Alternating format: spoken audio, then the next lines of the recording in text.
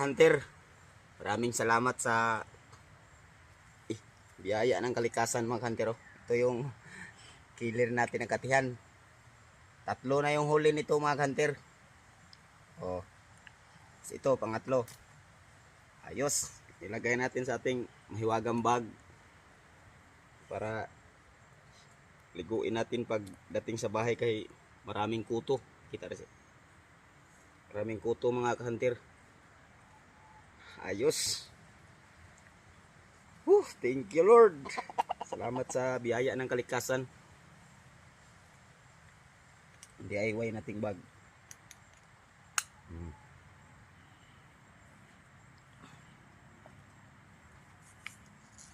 Isabit muna natin mga ka-hunter kay digpit natin yung uli gamit.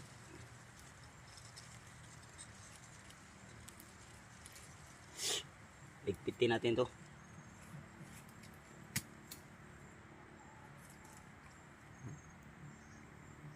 Isang palo, dalawa yung tama sa paa. Epektibo talaga ang trap. Kaya pala mga ka-hunter, tumahimik yung layaw. Tapos narinig natin na may sumisigaw na tik! Mga ganun mga ka-hunter, oh. Tik! Yun. Pag may ganun mga ka-hunter, huli na.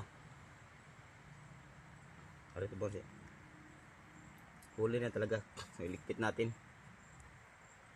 Tayo ay uwi na. Ayusin pa natin tong trap natin kasi medyo bumaluktot yung CI kasi gawa ng pag salpukan mga ka-hunter.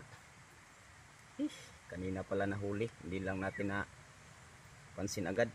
Akala natin salpukan pa, nahuli na pala mga ka-hunter.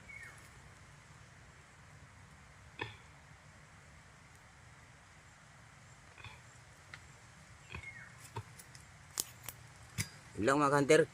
At salamat sa suporta. God bless all.